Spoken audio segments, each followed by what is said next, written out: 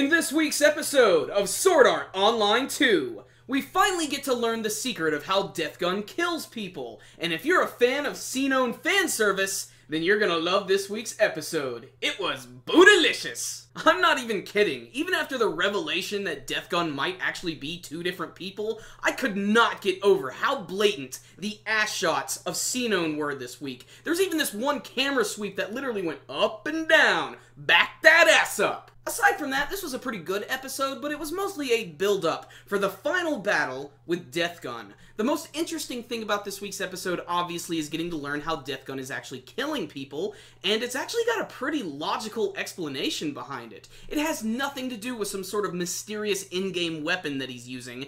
In fact, Death Gun is actually working in a two-man group. There's one guy who's in the real world, and then there's the one Death Gun who is in the game. And whenever he's getting ready to kill someone, you know how he does like the whole Hail Mary thing? Well, actually, he's staring at his watch the entire time so he can make sure when to actually kill someone. And then his partner in the real world finds out where this person is living and kills them with this injection of this weird drug, which makes it seem like they die of cardiac arrest.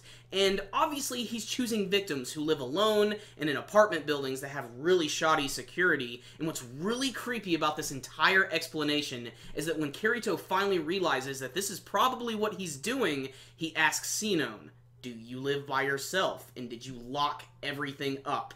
Sinon did not lock everything up. And there's a very good chance that Death Gun is actually in the same room as Sinon right now, waiting for the signal to kill her. The scene here is freaky as hell, and Sinon's expressions here really show how horrified she is. But instead of just instantly logging out of the game, because that could result in a real-life, really fucked up struggle, she decides to stay calm and team up with Kirito to take down Death Gun. Because if his partner doesn't get the message, there's a good chance that he'll just leave. However, this whole prospect is creepy as hell, and it's really what makes up most of this week's episode. Of course, getting ready to see the plan to finally fight against him, which, God, I cannot wait to see. The intro makes it look so badass. There is one scene that I find kind of fillerish. It takes place in ALO, and it's just all of the characters being confronted by that one guy who's a part of the SAO task force. And basically, Asuna gets right up in his grill and wants to know where Kirito is. She finds out what hospital he's at, and it's where he did his rehab, and she's going to leave the game and go and try help him out. Luckily, Kirito has a lot of security around him. Sinon does not, and that's just going to amplify the tension in this final battle. But Kirito makes sure that he's going to keep Sinon way in the back and use her sniper skills while he gets in close and tries to use his sword. But he's also going to sort of try and act as a decoy, allowing Sinon to sort of fire back at Death Gun.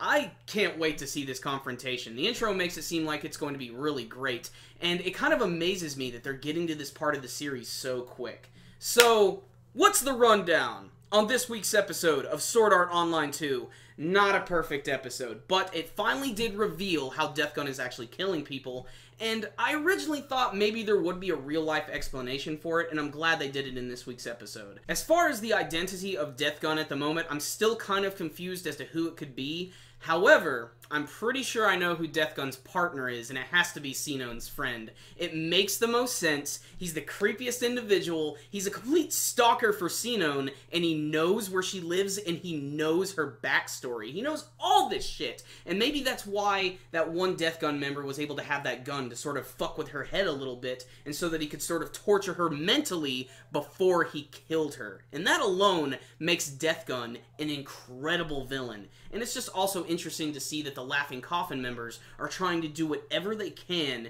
in order to continue their murderous rampage that was abruptly cut short when SAO ended.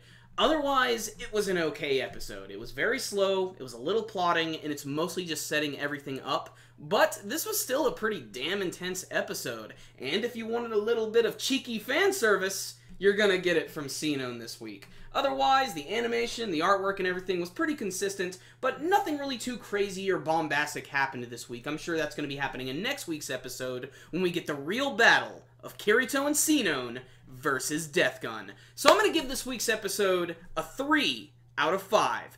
Pretty damn good one, but not perfect. But you should definitely check this one out because it's got some crucial details as to how Death Gun is taking motherfuckers out. So, check it out, guys. Pretty good stuff. Thank you guys for watching my review today. Before you leave, make sure to hit that like button so you can give this video a thumbs up. And please tell me what you thought about this week's episode of Sword Art Online 2.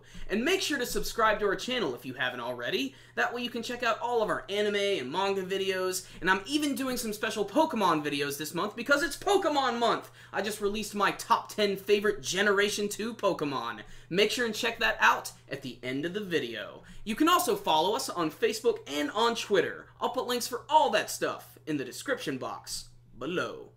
Do you like Amazon.com? I know I do. Corey and I now have an Amazon link in our video description box below. And if you go to it and buy anything through Amazon.com, it will support our channel. So bookmark that link, make it happen, and support our channel without having to do a damn thing.